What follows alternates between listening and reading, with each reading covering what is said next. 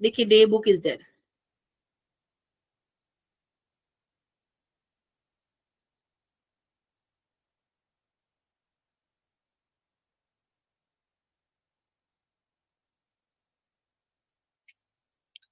Open कीजिए मेरे साथ डे बुक, आपको कल ही प्रोवाइड किया था, आपने डाउनलोड किया होगा। डे बुक ओपन कीजिएगा। अभी जो डे बुक है ना, वो ये जो परफॉर्म कंसल्टेंसी फर्म है, ये जो पर्सन है परफॉर्म कंसल्टेंसी वाला, उसने क्या किया है, उसके पास जो भी पैसा आता है, चाहे वो कैश में आ जाए या फिर वो बैंक में आ जाए, नेट बैंकिंग से उसके अकाउंट में ऑनलाइन ट्रांसफर हो जाए, या फिर वो पेमेंट करे, कैश में पे करे या फिर बैंक से पेमेंट करे या चेक दे दे, चेक इशू करे या तो फिर ऑनलाइन पेमेंट कर दे, जीपे करेगा, कुछ भी करेगा, ठीक है।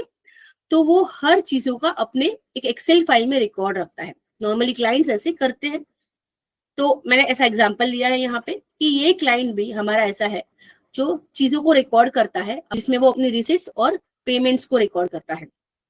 तो आज क्योंकि हमने सेल्स की सारी एंट्री सीख ली है अब तक, और सेल्स हमें समझ में आ गया है कि कैसे हम सेल्स की एंट्री करते हैं, हम रिसीट से स्टार्ट करते हैं, क्योंकि जितना सेल होता है ना, वो हम कस्टमर से पैसे रिसीव करते हैं। तो उनकी एंट्रीज चेक करके देखते हैं कि रिसीट्स में कैसे होगा। इसके लिए हम यहाँ पे जाएंगे। चलिए, आप सबने ओपन किया है ना, please let me know, otherwise मुझे नहीं समझ में आएगा कि आप देख रहे हैं कि नहीं देख रहे हैं, और आपके सामने ये फाइल ओपन है कि नहीं। Okay Shashank, yes yes Dinesh, okay Shubham, thank you, okay okay, thank you everyone. चलिए, अब हम देखते हैं आगे। आपके सामने रिसीट्स और पेमेंट है, मुझे सिर्फ रिसीट्स की एंट्री करनी है। तो मेरे पास दो ऑप्शन है, क्योंकि यहाँ पे उसने रिसीट्स दिखाई हुई है, सो मैं डायरेक्टली इसमें से ही एंट्री करती जाऊँ और लेती जाऊँ, लेकिन इसमें मुझे मिस्टेक की चांस है। इसलिए मैं क्या करूंगी, इसमें से पहले फिल्टर दे देती हूँ। मैंने ऑलरेडी फिल्टर दिया हुआ था, इसलिए आपको फिल्टर मिलेगा, लेकिन आप इसमें सिलेक्ट करके इसको फिल्टर दे सकते हैं, ठीक है। सो फिल्टर क्योंकि ऑलरेडी उसमें है, आप यहाँ पे देखिए, चेक कीजिए, एंटर कीजिए, और आपकी जो ब्लैंक्स है ना, जो ब्लैंक फील्ड इसमें, उसको निकाल दीजिए, आप अनटिक कर दीजिए और ओके कीजिए। तो जितनी रिसीट्स है ना, वो सारी आपको सिर्फ रिसीट से दिखाई देगी यहाँ पे, ठीक है। ये सारी रिसीट्स आपको यहाँ पे शो करेगी। अब हमें रिसीट्स की एंट्री पास करनी है, कितना हमने रिसीव किया है।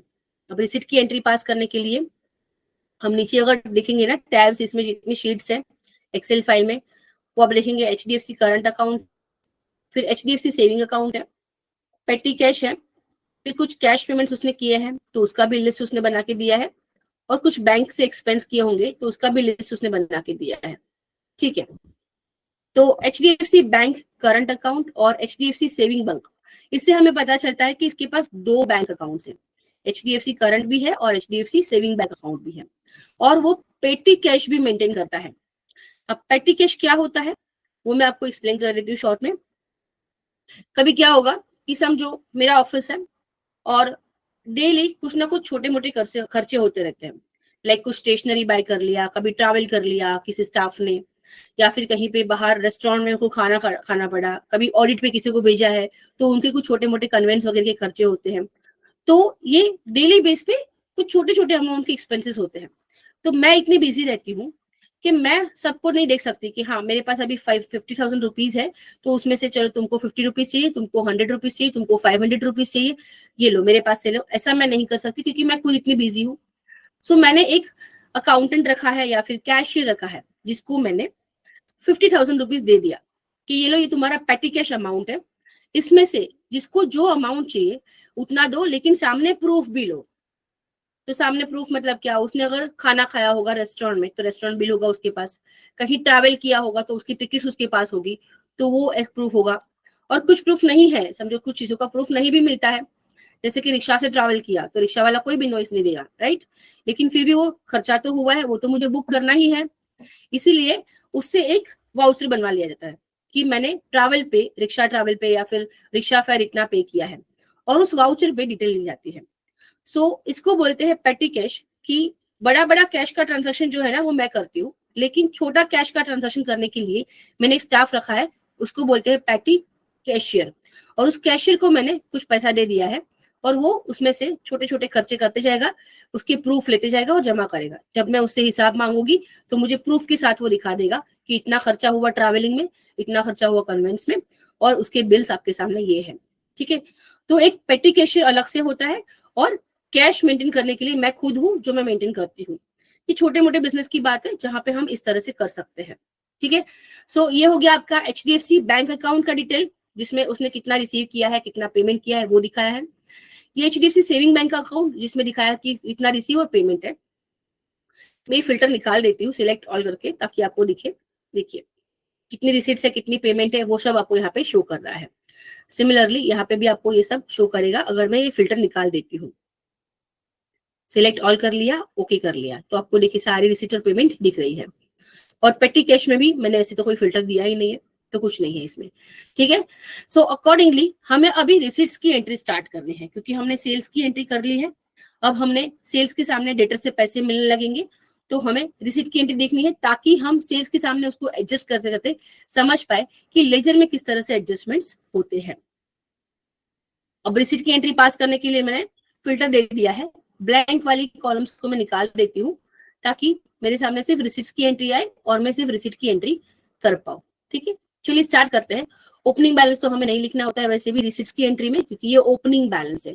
तो ओपनिंग बैलेंस वाला ट्रांजेक्शन जो भी है, या टैली में जिसको भी हमें ओपनिंग बैलेंस देने हैं, वो हम बाद में करेंगे। फिलहाल हम एंट्रीज पे फोकस करते हैं, रिसीट्स की एंट्री पे। रिसीट मतलब पैसा मिला, किसमें मिला, इसको जो पैसा मिला है वो HDFC बैंक में मिला है। ठीक है, इसके पास जो पैसा है वो HDFC बैंक में आया है। चलिए टैली में जाते हैं। आप अगर गेटवे ऑफ टैली में है तो रिसिट की एंट्री हमें वाउचर के थ्रू ही पास करनी पड़ेगी। अगेन आप वी प्रेस कीजिए, वाउचर के लिए वी प्रेस कीजिए, और रिसिट का जो वाउचर है वो है F6, तो आप F6 प्रेस करेंगे, F6। ठीक है, अब देखिए रिसिट तो किया है, आप चेंज देख रहे हैं यहाँ पे रिसिट नंबर 1 दिख रहा है आपको, राइट, और वाउचर चेंज हो चुका है आपका, लेकिन कहाँ पे रिसीव किया आपने। ठीक है, तो उसमें ऑप्शन हो सकते हैं। अगर आप सी प्रेस करेंगे तो कैश तो बाय डिफॉल्ट लेजर क्रिएटेड था टैली में, तो ये कैश तो दिखेगा ही आपको कि आपने कैश रिसीव किया है। लेकिन इसके अलावा भी आपके पास और भी दो चीजें हैं, दो अकाउंट्स है बैंक में, करंट अकाउंट और सेविंग अकाउंट, जिसमें आपने कैश रिसीव कर सकते हैं या किसी पार्टी से पेमेंट रिसीव कर सकते हैं। तो हमें यहाँ पे एक बैंक का अकाउंट क्रिएट करना पड़ेगा। अब कौन सी बैंक है, उसने लिखा भी है यहाँ पे HDFC करंट बैंक, तो हम क्रिएट कर लेंगे, क्योंकि बैंक अकाउंट यहाँ पे हमें नहीं दिख रहा है। तो HDFC करंट बैंक अकाउंट हमें क्रिएट करना है। यहाँ पे अल्ट सी करके लेजर क्रिएट कीजिए, अल्ट सी मेरे साथ आराम से कीजिएगा, क्योंकि ये बैंक लेजर क्रिएट कर रहे हैं हम। ठीक है, यहाँ पे लिखिए HDFC करंट अकाउंट,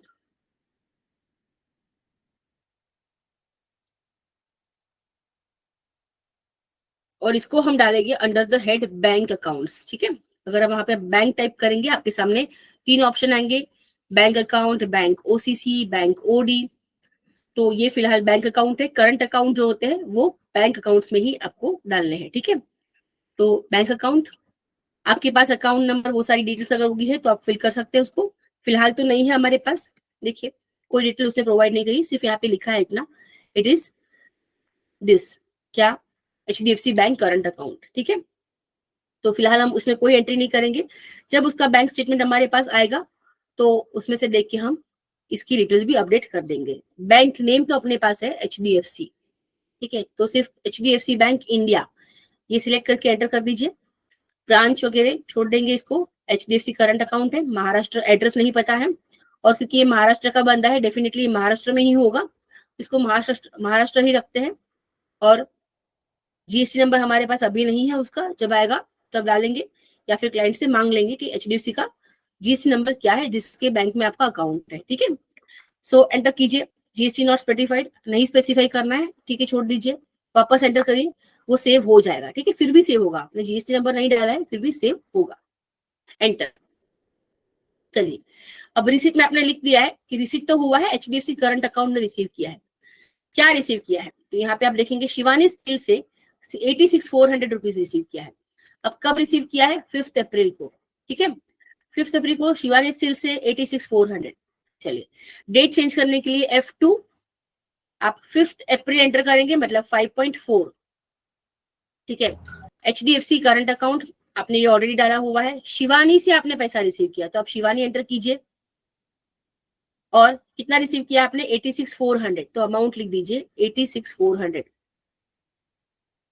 एंटर कीजिए। आपको रेफरेंस पूछेगा कि किस बिल के अगेंस्ट आपने ये पेमेंट रिसीव किया है, ठीक है।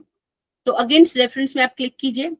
आप देख सकते हैं यहाँ पे एक बिल है जिसकी वैल्यू 94,400 का बैलेंस दिखा रहा है, और आप उसके अगेंस्ट इसको रिसीव कर रहे हैं, तो आप उसको सिलेक्ट कीजिएगा और एंटर कीजिए कि 86,400 आपने इस बिल के अगेंस्ट रिसीव किया है। और उसको एंटर करके यहाँ के आपके पास अगर चेक नंबर होगा या फिर इंस्टॉलमेंट नंबर होगा, अगर इंस्टॉलमेंट में रिसीव कर रहे हैं तो कोई डेट आपका जो एंटर करना है वो आप डाल सकते हैं, या फिर उस पार्टी ने जो पेमेंट किया है वो कौन सी बैंक से किया है, वो सारी डिटेल अगर आपको एंटर करनी है तो आप एंटर कर सकते हैं। ये सारी डिटेल कौन पास करता है? जहाँ पे कंपनीज में पूरा ट्रैकिंग टैली से ही अगर आप कर रहे हैं तो ये सारी डिटेल डालना जरूरी बन जाता है। लेकिन मोस्टली ऐसा नहीं होता है, बहुत अलग अलग सॉफ्टवेयर वगैरह होते हैं जो अलग तरीके से यूज होता है। तो कुछ लोग यूज करते हैं टैली का भी यही सॉफ्टवेयर, जहाँ पे हर एक तरह की ट्रैकिंग रखते हैं, लेकिन फिलहाल हम इतना एडवांस में नहीं जाने वाले हैं। फर्स्ट असाइनमेंट है अपना, ठीक है। हम इसको नहीं करेंगे और उसको एंटर कर देंगे। नरेशन लिखना है तो लिखिए। तो नरेशन में लिख के भी अब क्या लिखेंगे? Being amount receive from Shivan steel manufacturing, है ना। नहीं लिखेंगे तो भी चलेगा, ठीक है, इसका नरेशन देने की जरूरत नहीं है। और उसको सेव कर लीजिए, एंटर करके एंटर कीजिए और ये सेव हो जाएगा, ठीक है। इसका इम्पैक्ट मैं आपका अभी शिवानी स्टील के लेजर में दिखा देती हूँ। आप अल्ट जी करेंगे, इसके लिए अल्ट जी कीजिए। लेजर के लिए एलईडी टाइप कीजिए, आपके सामने लेजर वाउचर आएगा यहाँ पे, उस पे आके एंटर कीजिए। शिवानी टाइप कीजिए, शिवा, तो शिवानी आपका अपने आप आ जाएगा, उस पे एंटर कीजिए।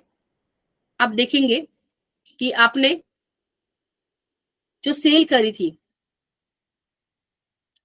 1 अप्रैल को शिवानी को 94,400, उसमें से जो रिसीव हुआ है HDFC बैंक में वो सिर्फ 86,400 रिसीव हुआ है। रिसीवेबल 94,400 था, आपने रिसीव किया सिर्फ 86,400।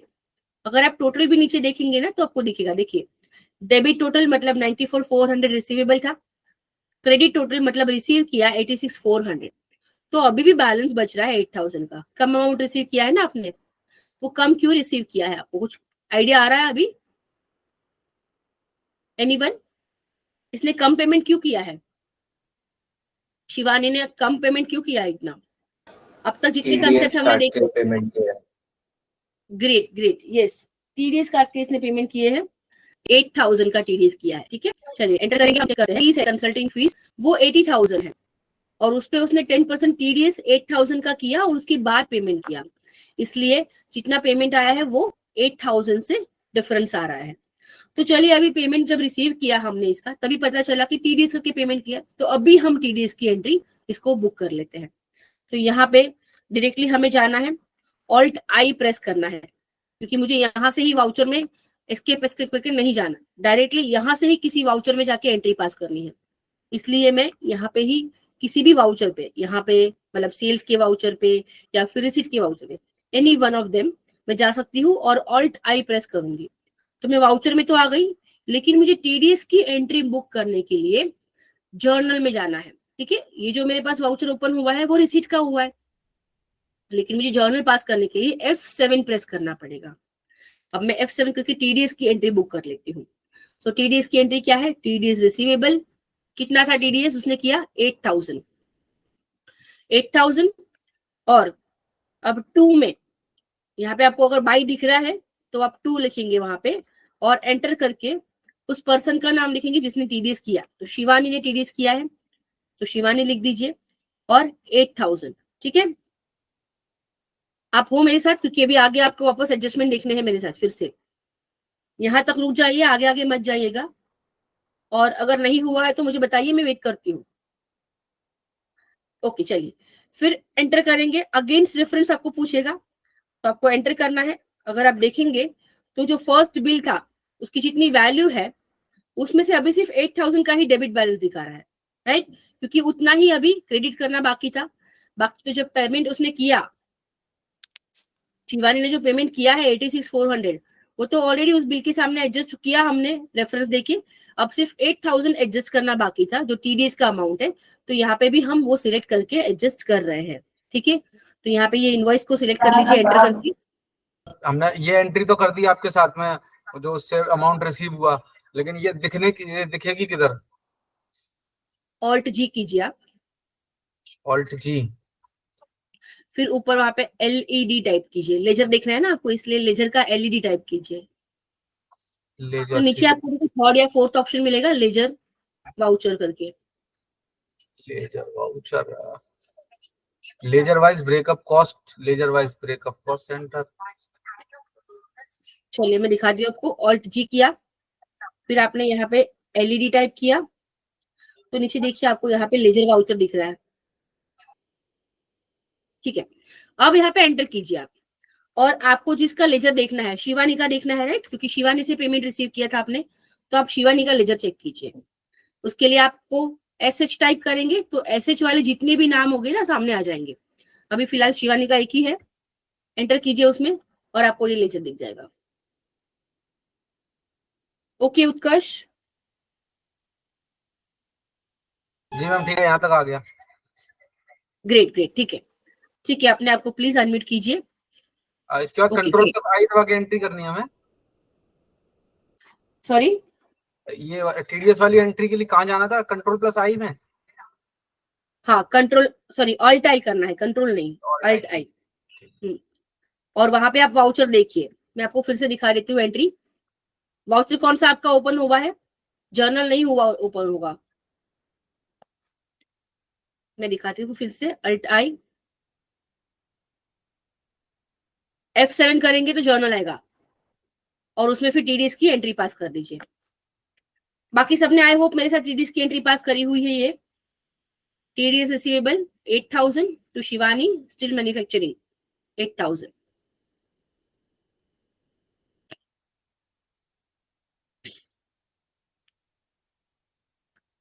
अब जब हम एंट्री पास करते हैं ना, तो नीचे है ना उसके बैलेंसेस भी आपको शो होते हैं। देखिए यहाँ पे जैसे कि टीडीएस रिसीवेबल का बैलेंस 1,84,500 है। फिर आप एंटर करेंगे तो ये वाली एंट्री करने के बाद शिवानी का जो बैलेंस है ना वो 0 हो गया है। मतलब शिवानी से जितना अमाउंट रिसीव करना था उसमें टीडीएस 8000 का डिडक्ट होने के बाद जो आना चाहिए था 86,400 वो आ चुका है। मतलब उसका बैलेंस यहाँ पे भी 0 दिखा रहा है। वो मैं आपको लेजर में भी दिखा रही हूँ अभी।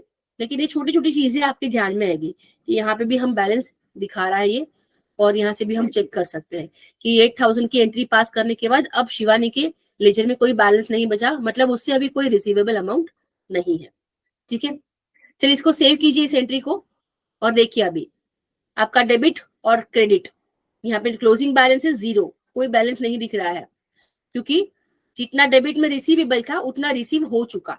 ठीक है, देखिए डेबिट में जो हमने बिल बनाया था वो दिख रहा है कि 94,400 शिवानी स्टील का ये लेजर है, तो उससे 94,400 रिसीवेबल था, इसलिए डेबिट में दिख रहा है। लेकिन उसमें से 8000 तो टीडीएस लग गया। देखिए टीडीएस हो गया 8000, तो 94,400 से 8000 एडजस्ट हो गया। अब वो तो गवर्नमेंट का काम है, गवर्नमेंट देगी हमें। ठीक है, और जो बैलेंस बचा 86,400 वो अभी इस पार्टी ने, मतलब शिवा ने हमें HDFC बैंक में पैसा दे दिया है, पेमेंट कर दिया। ठीक है, तो ये भी एंट्री आपको रिसीट की यहाँ पे मिल जाएगी।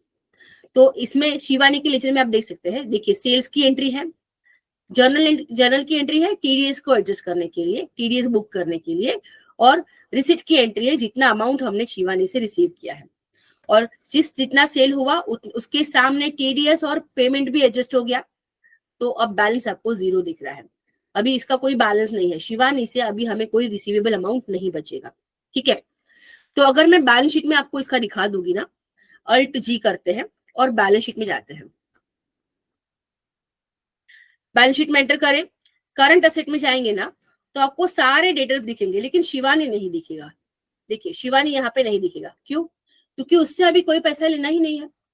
तो बैलेंस शीट में आपको ऐसे ही लोग दिखेंगे, मतलब ऐसे ही डेटर्स दिखेंगे, ऐसे ही कस्टमर या आपके क्लाइंट्स दिखेंगे जिनसे पैसा लेना बाकी है। अब जिनसे पैसा आ गया वो यहाँ से निकल जाएंगे, वो उसका बैलेंस आपको नहीं दिखेगा। ठीक है, सो ये आप चेक करें, जिसका बैलेंस नीचे 0 हो जाएगा ना उसका बैलेंस आपको बैलेंस शीट में नहीं शो करेगा। ओके, चलिए अब हम नेक्स्ट रिसीट की एंट्री कर लेते हैं।